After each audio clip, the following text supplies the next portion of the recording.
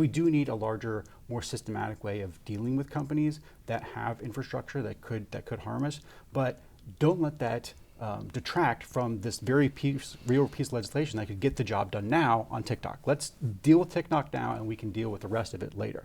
But enlarging it, trying to solve everything, is how this died in the Senate last time, and it's how it's most likely to die again this time. Welcome to The Debrief, where we talk with the Washington Examiner's top journalists about the headlines they're covering and where the story is going next. I'm Sarah Bedford, and I'm here with commentary editor Conn Carroll. Conn, the House this week passed legislation forcing Chinese company ByteDance to divest from TikTok. But some critics of this move, both sides of the aisle, are framing this as a free speech issue or a TikTok ban. Is that an accurate characterization? No, I don't think it is at all. Nothing in the bill targets any particular type of speech. It just targets a platform which is owned by a foreign company which collects Americans' data and spies on them, and says this company either has to detach from China, this foreign government that's hostile to us, or they can only be in app stores. But it's not the free speech issue that is the most dangerous part for this legislation.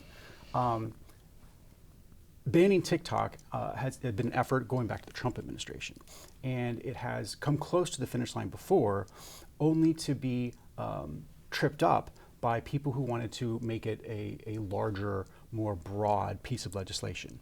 And if it dies again, that's what's going to happen now. You already have Senator Warner from Virginia, Senator Schumer as well, a couple other Republicans saying, look, we don't want to make this just about TikTok. We want a much larger data protection, foreign technology legislation that they think is needed. And they're right in the sense that, look, we do need kind of more thorough rules to look at, like when Huawei or other foreign companies, the bill itself mentions China, North Korea, Iran, and Russia as ones that can be targeted. And so we do need a larger, more systematic way of dealing with companies that have infrastructure that could harm us.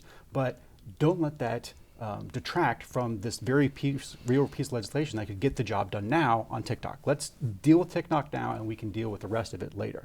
But enlarging it, trying to solve everything, is how this died in the Senate last time, and it's how it's most likely to die again this time. What do you think its chances are in the Senate? Do you think there are enough? This is sort of a bipartisan issue, a rare one. Do you think there are enough senators who recognize the need to keep that legislation narrow? We'll find out. I hope so. I think it will help keep a lot of Democrats in line to have Biden come in behind this legislation.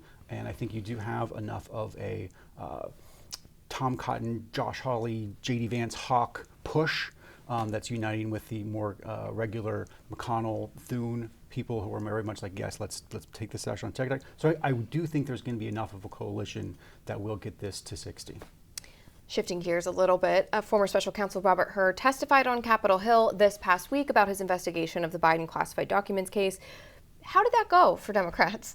I don't think it went very well. The first headline I saw was from the Associated Press, and it said, the Hur's transcript contradicted Biden's claim. So if you remember, on the day the Hur report came out, Biden had a hastily called press conference. Wasn't on the schedule, hastily called late at night for an 80-year-old man, where he got out and said that, how dare her raise Beau's death, I did not forget it. But this transcript that, came out with, the recording didn't come out, but the text transcript shows that, one, it was not her that raised Beau's death. It was Biden who's raised Beau's death. And the transcript clearly shows he was not clear at all, when Beau died, because the whole question is when he held these documents. And the documents in question were being held 16 and 17. Beau died in 15 years earlier, so he was just off on the date. But that wasn't even the worst part for Biden. The worst part came later when Representative Armstrong went through with her all the different places that Biden had illegally held classified documents. It was at the Penn Center. It was at another think tank. It was at his house in Virginia. It was at his beach house in Delaware. It's just like 6 or 7 places where they all had different documents, showing that it was not just like a one-time slip-up. Like, this was a pattern of behavior that Biden had. And I timed it, and it was, the whole exchange is like 20 seconds, and that's just perfect for a television ad. I think you'll see that exchange on television in November. Do you think that the transcript, which didn't have the type of complete lack of coherence that I think some Republicans were projecting onto those lines in the Her report, do you think that issue is sort of put to bed now that Her's testified, there's bow on the situation, or do you think the classified documents case, the recklessness and the memory loss is going to have a lasting effect on the election? Lasting effect. I mean, this is an established pattern of behavior. Like we talked last week, Saturday Night Live is poking fun at this.